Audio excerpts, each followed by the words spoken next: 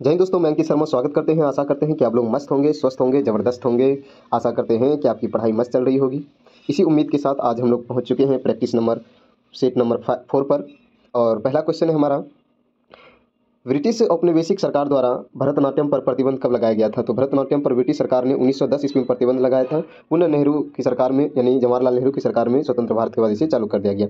इनके अन्य नाम क्या क्या हैं? तो इनके अन्य नाम हैं दासी नृत्य, अग्नि नृत्य। इनकी जो जानकारी मिलती है, दो पुस्तक हैं, शिल्पाधिकारम और अभिनय दर्पण में इनकी जानकारी मिलती है। अभिनय दर्पण के जो लेखक हैं नंदीकेश्वर हैं और शिल्पाधिकारम के इंग्लो अधिगल हैं। भरतनाट्यम जो है तमिलनाडु का क्लासिकल डांस है। इसमें 6 स्टेप्स होते हैं, यानी 6 चरण, जो कि शुरुआती चरण को अलारिपू और अंतिम चरण को बोला जाता है तिल्लाना। जो तमिलनाडु के संचालन होते हैं उसे नट्टूवार कहते हैं। तमिलनाडु के ये किस मंदिर में? तो चिदम्बरम मंदिर से ये शुरू हुआ था। ये मंदिरों को समर्पित डांस है, जिसमें कि इसमें देवदासी पूछा जाता है कि देवदासी का संबंध किस नृत्य से है? भरतनाट्यम से है। और सबसे पुराना जो क्लासिकल डांस है वह कौन सा है? भरतनाट्यम है। कितने वर्ष पुराना? 2000 वर्ष पुराना। कितने वर्ष पुराना? 2000 वर्ष पुराना ये नृत्य है। बात करें तो ये किस भगवान को समर्पित है? तो ये भगवान शिव को समर्पित है, शैव धर्म से संबंधित है। इसमें हाथ के द्वारा कटक हस्त मुद्रा यानी ओम बनाया जाता है। भरतनाट्यम की 3 शैली है, कला क्षेत्र, वुजुवुर और पंडा नल्लूर शैली। पंडा नल्लूर शैली का जो विकसित किया है यह मीनाक्षी सुंदरम पिल्लई के द्वारा विकसित किए गए हैं। क्वेश्चन नंबर सेकंड देखते हैं, यूनेस्को द्वारा निम्न में से भारत के किस शहर को पहला विश्व विरासती शहर का दर्जा दिया गया है? तो पहले आते हैं यूनेस्को। यूनेस्को का फुल फॉर्म इससे पहले प्रैक्टिस सेट में हो चुका है, united nation educational and scientific cultural organisation होते हैं, जिसकी स्थापना 16 नवंबर 1945 को हो गई थी और मुख्यालय इसका कहाँ? पेरिस, फ्रांस में। आपको ध्यान रखना है। तो इनमें पहला जो विरासती शहर का दर्जा मिला है अहमदाबाद को मिला है। कब? 2017 में। और जयपुर को 2019 में मिला है। अब बात करते हैं इसमें साइट से, तो भारत के टोटल 43 साइट हैं। 43 में से जो 39वां साइट्स हैं, बनाया गया रामप्पा मंदिर को 2021 में। 40वां जो है बनाया गया, 40वां राम ये जो साइट है वह है धोलावीरा, गुजरात का है, 2021 में। 41वां शांति निकेतन है, पश्चिम बंगाल का है, 2023 में। 42वां साइट्स बनाया गया होयसल मंदिर को, जो कि 3 मंदिरों का समूह होता है होयसल मंदिर, जो कि वेल्लूर, हलोवीड और सोमनाथपुरम का मंदिर है।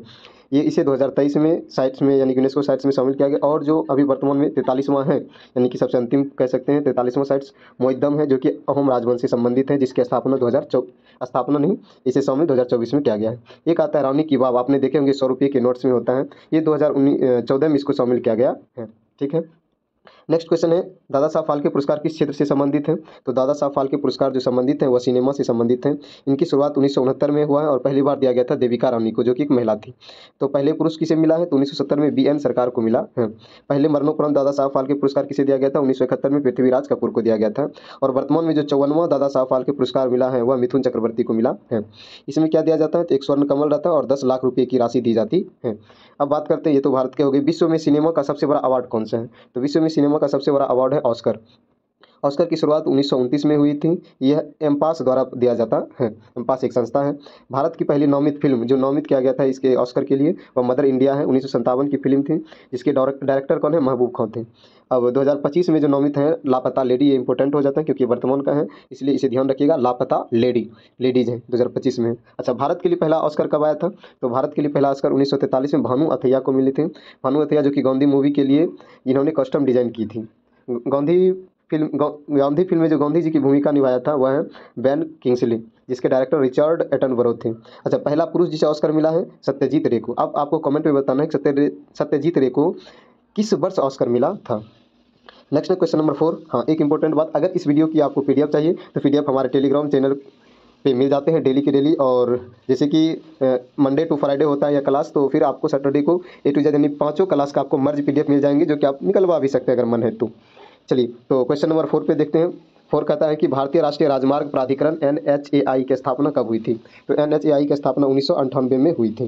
कार्य इन्होंने करना कब प्रारंभ किया था? 1995 में। कब? 1995 में। और इसका हेडक्वार्टर नई दिल्ली में है। एक कार्यक्रम चला था, सेतु भारतम कार्यक्रम 2016 में चला था, जो कि रेलवे क्रॉसिंग फ्री के लिए चलाया गया था।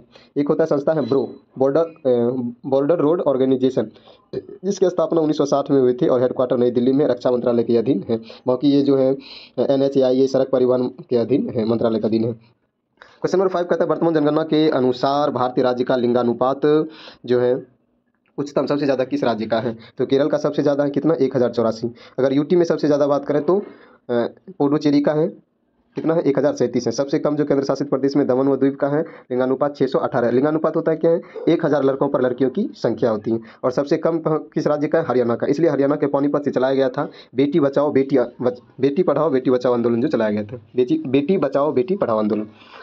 2011 में भारत का लिंगानुपात क्या था, ओवरऑल बात करें तो 943 था। और इससे पहले जनगणना यानी 2001 में 933, और स्वतंत्र भारत के बाद जो लिंगानुपात था वह 946 था।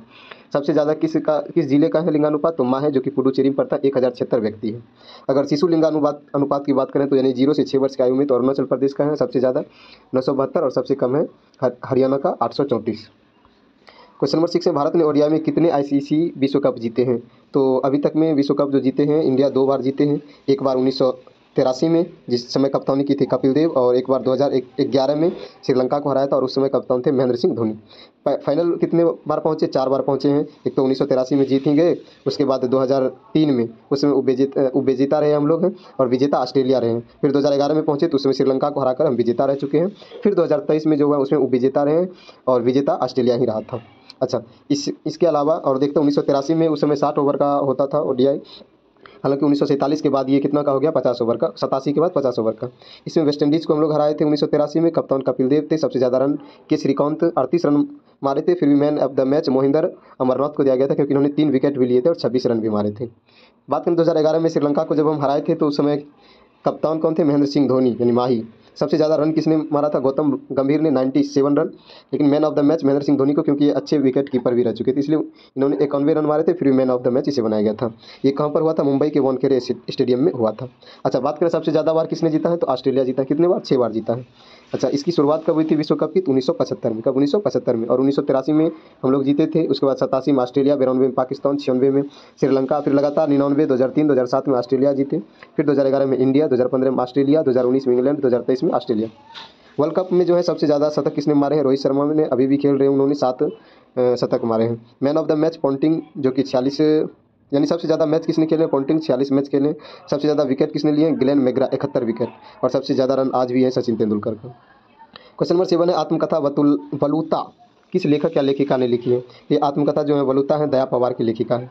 अच्छा, चित्रा मुद्रगल की 2 पुस्तक हैं, पोस्ट बॉक्स नंबर 203 और नाला सुपारा। क्वेश्चन नंबर 8 है, स्रोत है यानी भारतीय संविधान का प्रावधान क्या क्या, और ये स्रोत कहाँ से लिया गया है। जैसे मौलिक अधिकार, ये कहाँ से लिया गया है, यूएसए से। राज्य के नीति निर्देशक तत्व डीपीएसपी आयरलैंड के संविधान से लिए हैं। केंद्र में अवशिष्ट शक्तियाँ कनाडा से, और आपातकालीन शक्तियाँ जर्मनी से लिए गए। यूएसए से हमने क्या क्या लिया, एक तो मौलिक अधिकार हो गए, ये तो ध्यान रखना है। इसके अलावा उपराष्ट्रपति का पद, न्यायिक पूर्वावलोकन, राष्ट्रपति पर महाभियोग। इसके अलावा उच्चतम न्यायालय और उच्च न्यायालय के मुख्य न्यायाधीश को हटाने की प्रक्रिया भी यूएसए से ही लिया गया है। आयरलैंड से राज्यसभा में सदस्यों का नॉमिनेशन होता है, और इसके अलावा राष्ट्रपति का जो चुनाव प्रक्रिया होती है वो आयरलैंड से लिए है। ऑस्ट्रेलिया से संयुक्त बैठक, जो कि आर्टिकल 108 में, और संवर्ती सूची भी वहीं से। कनाडा एक संघात्मक व्यवस्था है, कनाडा से लिया गया है संघात्मक व्यवस्था। इसके अलावा संसद प्रणाली, विधि का शासन और एकल नागरिकता, ये सबसे ज़्यादा पूछा जाता है कहाँ से, यूके ब्रिटेन से लिए है। मौलिक कर्तव्य रूस से, हालांकि उसमें रूस नहीं था, यूएसएसआर था। इसके अलावा पंचवर्षीय योजना भी वहीं से लिए गए रूस से। गणतंत्रात्मक का ढांचा, स्वतंत्रता, समानता, बंधुत्व फ्रांस से लिया गया है। संविधान संशोधन की प्रक्रिया दक्षिण अफ्रीका से, और विधि द्वारा स्थापित प्रक्रिया जो है जापान से लिया गया है। निम्न में से संविधान की चौथी अनुसूची को सही वर्णित करें। यानी चौथी अनुसूची में कितनी, टोटल अनुसूची वर्तमान में कितनी है, भारतीय संविधान में 12 अनुसूची है, तो उसमें चौथा में क्या कहते हैं, राज्यसभा में सीटों का आवंटन। 5वां क्या है, तो जनजातीय क्षेत्र प्रशासनिक व्यवस्था है। 6ठा में 4 राज्य हैं जो है पूर्व के, असम, मेघालय, त्रिपुरा और मिजोरम के जनजातीय क्षेत्रों का जो है रक्षा के बारे में, प्रशासनिक व्यवस्था के बारे में बताया है। 7th जो अनुसूची है वो कहता है संघ एवं राज्य के बीच शक्ति का विभाजन है। 8वां है भाषा, और 9वां है भूमि सुधार। 9वां कब जोड़ा गया था, मूल संविधान में 8 ही अनुसूची थी, 9वां जोड़ा गया था पहला संविधान संशोधन 1951 में भूमि सुधार से। और 10वां जो जोड़ा गया दल बदल कानून है, 52वां संविधान संशोधन 1985। और 11वां अनुसूची जोड़ा गया पंचायत से संबंधित है, इसमें की टोटल 29 विषय हैं। ये 73वां संविधान संशोधन 1992। और 12वां नगर पालिका, 74वां संविधान संशोधन 1992 में, इसमें टोटल 18 विषय हैं। अब कहता है क्वेश्चन नंबर 10, आर्टिकल 1 में भारत को क्या कहा गया है। इसमें कहा गया राज्यों का संघ। 2 में कहा गया नए राज्यों का प्रवेश स्थापना, जैसे सिक्किम, ये पहले भारत का हिस्सा नहीं था, 36वां संविधान संशोधन के तहत इसे मिलाया गया। और आर्टिकल 3 कहता है राज्य क्षेत्र जो भारत में पहले से मौजूद है लेकिन उसके नाम सीमा में परिवर्तन करता है। आर्टिकल 3 में जैसे छत्तीसगढ़ एमपी से अलग होकर बना था 1 नवंबर 2000 ईस्वी को। उत्तराखंड यूपी से अलग होकर बना है 9 नवंबर 2000 ईस्वी को। एक था यहाँ पर झारखंड जो है वह बिहार से अलग हुआ है कब, 15 नवंबर 2000 ईस्वी को, ये ध्यान रखिएगा। नेक्स्ट क्वेश्चन नंबर 11 है, कौन सा अनुच्छेद नागरिकता से संबंधित है? तो भाग नागरिकता का प्रावधान भाग 2 में है, आर्टिकल 5 से 11 तक है, जिसमें कि इंपॉर्टेंट आर्टिकल 6 आता है, जो पाकिस्तान से भारत आए लोग उसके लिए नागरिकता का प्रावधान, और जो पाकिस्तान चले गए उसके लिए 7 में है एकल नागरिकता। अभी आपको बताए तो एकल नागरिकता हम लोग किस देश से लिए हैं, किस देश के संविधान से, आपको कमेंट में बताना है। और 11वां आर्टिकल कहता है नागरिकता के बारे में कानून बनाने का अधिकार संसद के पास है। क्वेश्चन नंबर 12 है, सहायक संधि किसने स्वीकार नहीं की थी? तो इंदौर के होलकर राज्य ने इसे स्वीकार नहीं किया था। सबसे पहले सहायक संधि को स्वीकार कर लिया था हैदराबाद। इसका विचार डुप्ले दिया था, जो कि फ्रांसीसी गवर्नर थे। लेकिन सबसे ज़्यादा उपयोग किसने किया? वेलेज़ली का शासनकाल 1798 से 1805 तक है। सहायक संधि के तहत 1801 में अवध को मिलाया गया, 1803 में भोसले और 1804 में सिंधिया ग्वालियर को मिलाया गया। नेक्स्ट है क्वेश्चन नंबर 13 है, डलहौजी से पहले जो है हड़प नीति निम्न में से किस पर लागू कर दिया गया था? तो मांडवी पर, कोलाबा, जालौर पर, सूरत पर। तो इनमें से सभी ये तीनों पे, चारों पे लगाया गया था डलहौजी से पहले, क्योंकि डलहौजी का शासनकाल 1848 से 1856, उससे पहले ही सब पे हड़प नीति लगा दिया गया था। इसका अन्य नाम क्या है? Doctrine of lapse. इसके अलावा गोद निषेध नीति भी कहते हैं और व्यक्तिगत का सिद्धांत भी कहा जाता है हड़प नीति को। ये बात करते हैं डलहौजी। तो डलहौजी 1848 से 56 तक रहा था। इनके शासन में क्या क्या हुए थे? 1853 में जो इंडियन रेलवे की शुरुआत कहाँ से? मुंबई से थाने, 16 अप्रैल 1853 को चलाया गया था। इसके अलावा डाक सेवा, डाकतार सेवा, लोक निर्माण विभाग भी इसी के समय हुआ था। क्वेश्चन नंबर 14 है कि हड़प नीति के तहत ना हड़पा जाने वाला राज्य कौन था? अवध, क्योंकि इसे नहीं हड़पा गया था। बाकी झांसी 1853 से 54, सतारा को सबसे पहले 1848 में हड़प नीति के तहत ले लिया गया था, नागपुर 1854, जैतपुर संबलपुर 1849, सिक्किम 1850, वर्मा 1852, उदयपुर 1852, बेगू साम्राज्य 1852 में। क्वेश्चन नंबर 15 है, मिलान करने के लिए कहता है, मिलान करें। तो पहला है जोनाथन डंकन, इन्होंने बनारस का स्थायी बंदोबस्त इन्होंने लागू किया था, जोनाथन डंकन। इसके अलावा टॉमस मुंडो, ये ध्यान रखिएगा, रैयतवारी व्यवस्था किसने लागू किया गया था? टॉमस मुंडो के समय 1820 में। इन्होंने किसानों को मालिक माना था, ठीक है, और 51% हिस्से पर, कितने प्रतिशत हिस्से पर? 51% हिस्से पर रैयतवारी लगाया था। कॉर्नवालिस, जो कि बंगाल का अस्थायी बंदोबस्त, यानी बंगाल में अस्थायी बंदोबस्त कॉर्नवालिस, और बनारस में जोनाथन डंकन। महलवारी व्यवस्था किसने लागू किया था? हॉल्ट मैकेंजी ने। कब? 1822 ईस्वी में। कब? 1822 ईस्वी में, ठीक है। बंगाल का अस्थायी बंदोबस्त जो है कितने प्रतिशत भूमि पर? 19% भूमि पर लगाया जाता था। निम्न में से सबसे प्राचीन पर्वत श्रेणी कौन सी है? तो शिवालिक की श्रेणी सबसे प्राचीन, और प्राचीन यानी नवीन पूछ रहे हैं, सबसे नया शिवालिक का है, और सबसे प्राचीन कौन सा है? अरावली का है। हिमालय में कितनी श्रेणी है? 3 है, महान हिमालय, लघु हिमालय, शिवालिक। इसके बाद आता है ट्रांस हिमालय, भी इसी का हिस्सा है। क्वेश्चन नंबर 17 कहता है दक्षिण से उत्तर की ओर क्रम सजाएं, यानी कि जो ये पहाड़ियाँ का है ये कैसे हैं? उत्तर से दक्षिण या दक्षिण से उत्तर सजाने के लिए कहता है। तो सबसे ऊपर आता है, उत्तर में आता है काराकोरम, उसके बाद आता है लद्दाख, लद्दाख के बाद आता है जास्कर, और जास्कर के बाद आता है धौलाधर। तो हमको बताना है किधर से? उत्तर से, दक्षिण से। तो नीचे से ऊपर देखें, सबसे पहले धौलाधर आ जाएगा, उसके बाद जास्कर आ जाएगा, उसके बाद लद्दाख आ जाएगा, और उसके बाद काराकोरम आ जाएगा। काराकोरम कहाँ पर है? तो सबसे ऊपर पे है, ठीक है। नेक्स्ट है, कुमायूं हिमालय किन दो नदियों के बीच स्थित है? तो कुमायूं हिमालय सतलज और काली नदी के बीच है। तो भारत की मैप देखें तो उसके अनुसार जो है यहाँ पर इसको कई भागों में बांटा गया है। तो सबसे पहले ऊपर पे जो है यहाँ पर एक नदी बहती है, सिंधु नदी। कौन सी? सिंधु नदी। तो सिंधु नदी और उसके बाद आता है सतलज नदी। सिंधु और सतलज नदी के बीच जो है वहाँ पर है पंजाब हिमालय। कौन सा हिमालय? पंजाब। सिंधु और सतलज के बीच पंजाब हिमालय है। इसके बाद सतलज और जो काली नदी है, सतलज और काली नदी, इसके बीच है कुमायूं हिमालय, जो कि क्वेश्चन भी था। सतलज और काली के बीच कुमायूं हिमालय है। और फिर काली और तीस्ता नदी के बीच,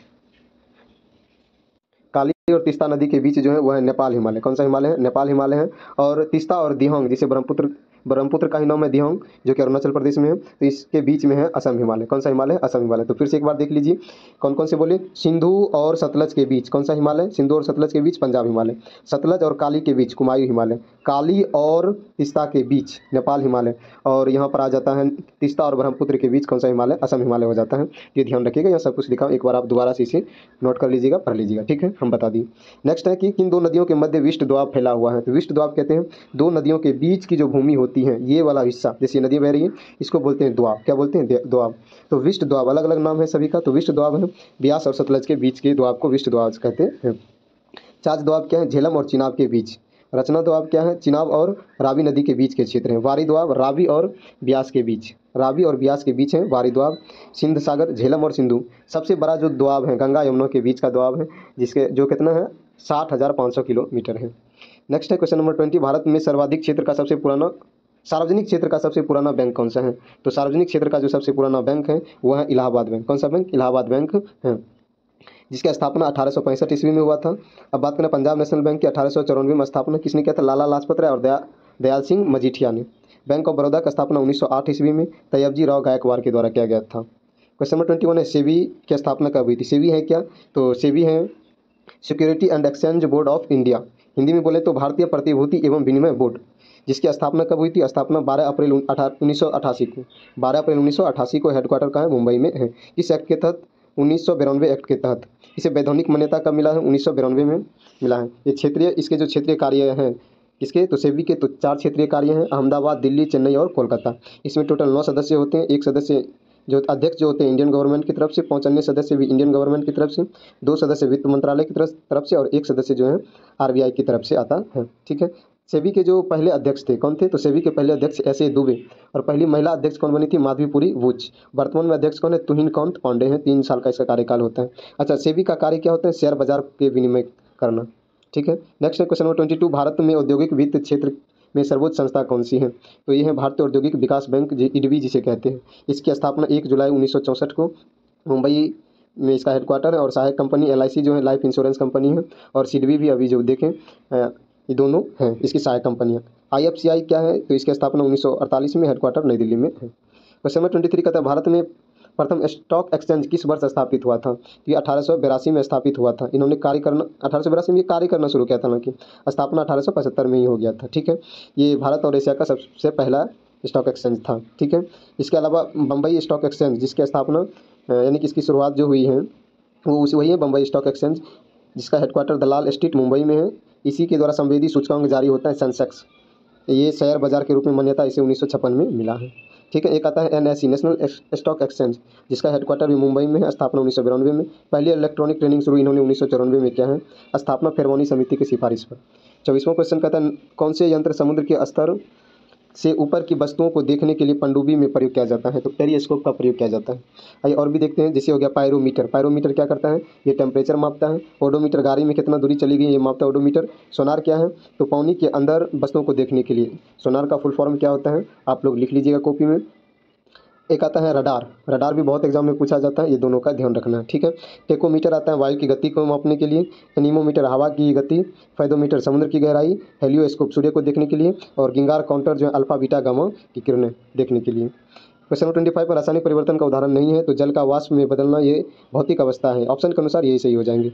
रासायनिक अवस्था क्या होता है? अपनी मूल अवस्था में वापस ना आ पाना, वापस ना जा पाए, वो रासायनिक परिवर्तन होता है। और ये जो अपनी मूल अवस्था में वापस आ जाए, जैसे कांच का टूटना, फिर पिघलाकर उसे बना सकते हैं। बर्फ का पिघलना। ठीक है। अच्छा, ये बहुत इंपॉर्टेंट है। ठोस से सीधे गैस में बदलना क्या कहलाता है? ऊर्ध्वपातन कहलाता है, जैसे कपूर हो गया। गैस से सीधे ठोस में बदलना ये निक्षेपण कहलाता है, जैसे ठोस कार्बन डाइऑक्साइड हो गया। अच्छा, द्रव से गैस में वाष्पीकरण, वाष्प से तरल में संग्रहण होता है, ध्यान रखिएगा। क्वेश्चन नंबर 26 है निम्न में से क्या केवल पादप कोशिका में पाया जाता है? तो लवक जो प्लास्टिड है केवल पादप कोशिका में पाया जाता है। 3 प्रकार के लवक होते हैं, हरित लवक, अवर्णिक लवक, वर्णिक लवक। हरित लवक को क्लोरोप्लास्ट कहा जाता है, अवर्णिक लवक को ल्यूकोप्लास्ट, वर्णिक लवक को क्रोमोप्लास्ट कहा जाता है। हरित लवक में जो है क्लोरोफिल पाया जाता है, इससे पत्तियां हरी होती हैं। इसमें कौन सा तत्व पाया जाता है? मैग्नीशियम पाया जाता है। ठीक है। पत्ता का हरा रंग हरित लवक के कारण होता है। ल्यूकोप्लास्ट रंगीन होता है, कोई रंग नहीं, ये जमीन के अंदर वाले हिस्से में पाए जाते हैं, इसे जड़ सब में पाया जाता है। वर्णी लवक रंगीन हिस्सा होता है। ठीक है।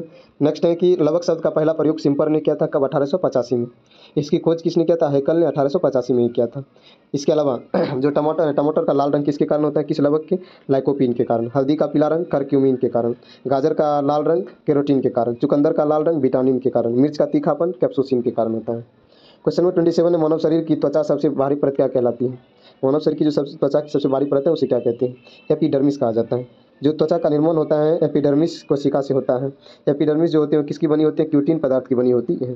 ठीक है। सेकंड लेयर जो इंडोडर्मिस कहलाता है। त्वचा का अध्ययन डर्मेटोलॉजी कहा जाता है। क्वेश्चन नंबर 28 है 2024 में ओलंपिक में भारत ने कितने पदक जीते हैं? 2025 के ओलंपिक 24 के पैरा ओलंपिक में भारत ने टोटल 29 पदक जीते हैं, जिसमें 7 गोल्ड, 9 सिल्वर और 13 ब्रॉन्ज थे। इसका आयोजन पेरिस फ्रांस में हुआ था। ये 17वां सेशन था और सबसे पहली बार 1960 में रोम में हुआ था। पैरा ओलंपिक में पहला गोल्ड मुरलीकांत पेटकर ने जीता था 1972 में स्विमिंग में। ठीक है।